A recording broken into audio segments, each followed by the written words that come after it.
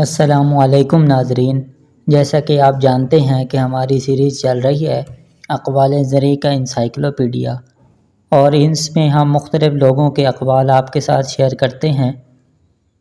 آج کی ہماری ویڈیو حضرت داتا گنج بخش رحمۃ اللہ علیہ کی اقوال پر ہے۔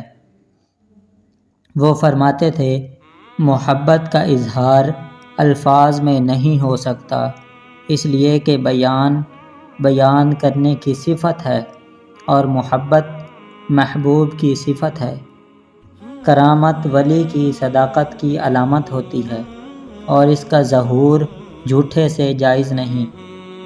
ایمان و معرفت کی انتہا عشق و محبت ہے اور محبت کی علامت بندگی ہے۔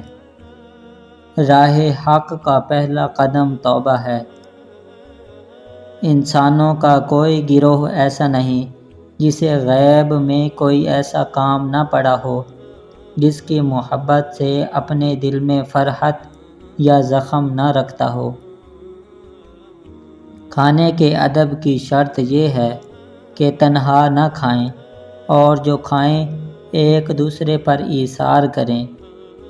طالب حق کو چاہیے کہ چلتے وقت یہ خیال رکھے کہ اپنا قدم زمین پر کس لیے رکھتا ہے، خواہش نفسانی کے لیے یا اللہ تعالیٰ کے لیے۔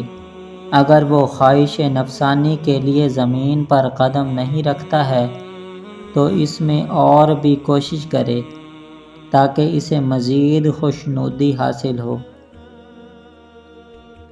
کلام شراب کی طرح ہے جو عقل کو مست کر دیتی ہے، اور آدمی جب اس کے پینے میں پڑ جاتا ہے تو اس سے باہر نہیں نکل سکتا اور اپنے آپ کو اس سے روک نہیں سکتا۔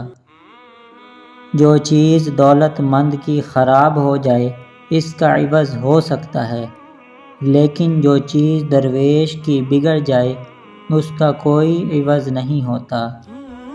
دل پر ایک حجاب ہے جو ایمان کے سوا کسی اور چیز سے دور نہیں کیا جا سکتا، اور وہ کفر اور گمراہی کا حجاب ہے۔ شریعت اور طریقت میں رقص کی کوئی سند نہیں، کیونکہ وہ عقل مندوں کے اتفاق سے جب اچھی طرح کیا جائے تو لہو ہوتا ہے، اور جب بیہودہ طور پر کیا جائے تو لغو ہوتا ہے۔ مسلسل عبادت سے مقام کشف و مشاہدہ ملتا ہے۔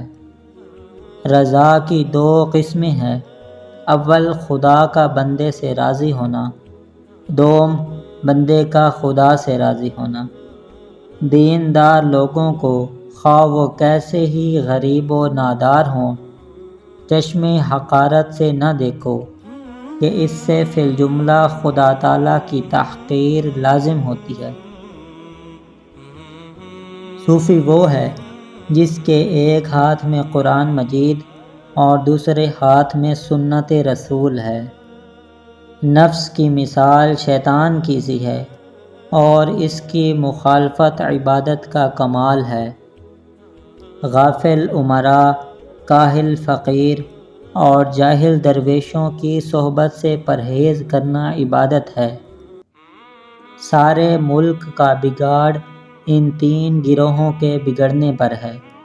حکمران جب بے علم ہوں، عالم جب بے عمل ہوں اور فقیر جب بے توکل ہوں۔